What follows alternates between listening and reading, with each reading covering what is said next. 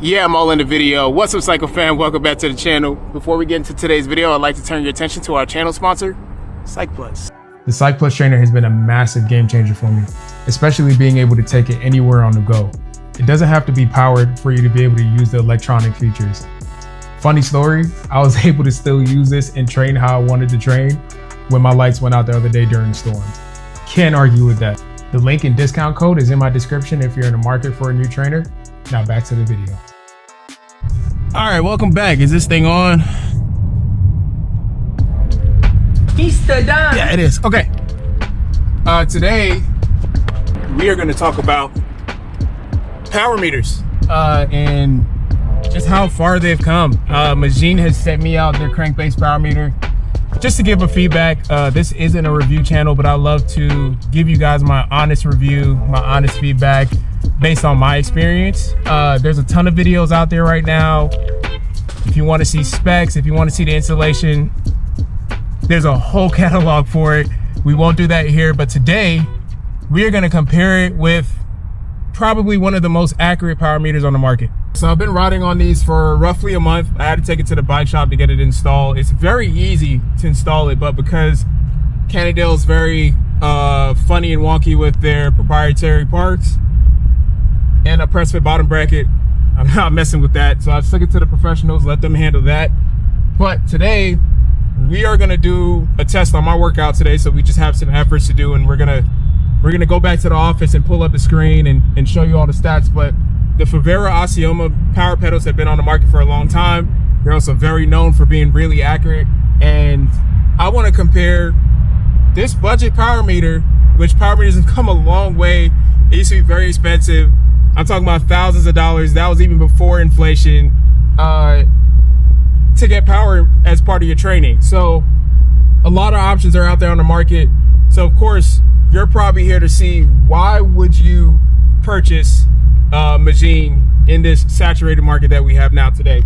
So I'm gonna put the price on the screen. Off the top of my head, I wanna say the price of these are $299 installed.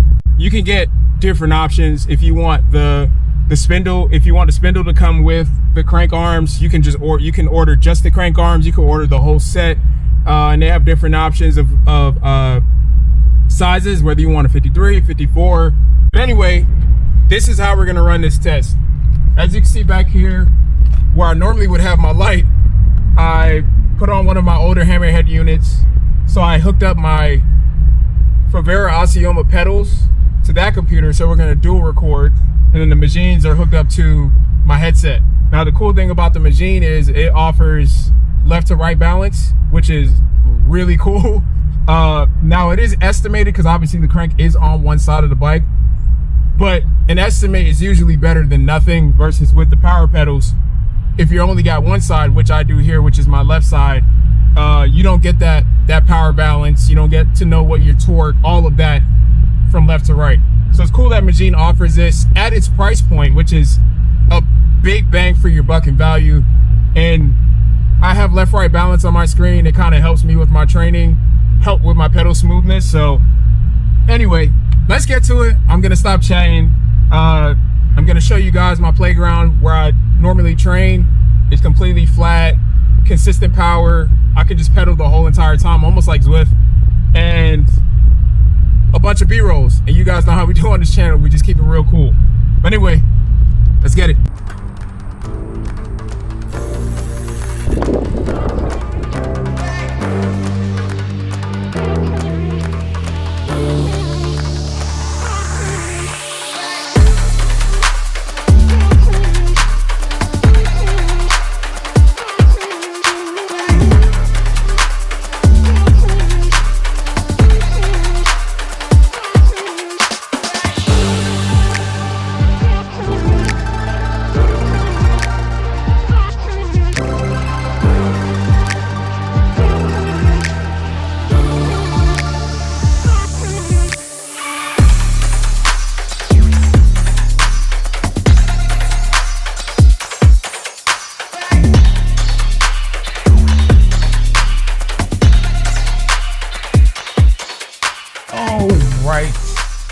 We are back in the office. Let's talk numbers. We're not going to dive into this too much though, only because I want everyone to feel welcome on the channel. This is not an elitist channel. The reason why I got into cycling was I couldn't play basketball anymore. My knees were trash. I needed something else to do to stay active. Cycling is fun. It's a good stress reliever. And sometimes when you dive too much into numbers and you're chewing on your handlebars, all of that goes out the window. So I just want everyone here to feel welcome. And I don't want this to be an intimidating factor, if that makes sense. But the premise of this data is to see how accurate the Magene crank is. Let's dive into it. As long as I remembered how to screen record.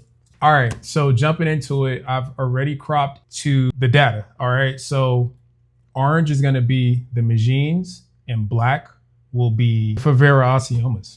I'm too young to be losing thought like that. So jumping in, I have them set almost dead on top of each other. What I'm gonna do is set it to where I guess they're basically on the same time. And as you can see, the lines matched up.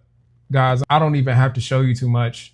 Like I said, I'm going based off of how well and how accurate and how true the Favera Osseoma power pedals are, given this is only one-sided pedals, but also we're using one-sided cranks. So this is 1-to-1, this is apple to apple. So when we look at it, total data, right here at the bottom, plus or minus 1 between both of these. Intensity is 0%, which is dead on. Load is plus or minus 1. Now, take that as you will, take that as a grain of salt. I'm just gonna crop into the intervals that we did. So we did some low cadence torque intervals. And as you can see, there's a lot of consistency here. There's some slight spikes in the Favera right here, or maybe there's a slight drop in the Magenes. But over an extended period of time, the data is lined up spot on. And this is why it's important to talk about these things, because you have two power pedals in a saturated market, not power pedals, but two power meters in a saturated market. And the cost difference is a massive gap, right? We got almost $200 to $250 difference between the two. And this is why I wanted to compare it, because you can get the same quality, if not more, at a more cost-effective bracket. And I'm glad that I did this test because it helps me see where we're at with that. So I'm just gonna crop into this really quick and we're gonna run it. As you can see, the power where it says 10 seconds right here, 10-second power, lined up. As you can see, they're dancing in between each other. They're not far off. If you're a real stickler for numbers and you want them to be dead on, I don't know what to tell you, but I have them lined up as much as I can. But as you can see, 215, 212, 211, 214, like they're all dancing on top of each other.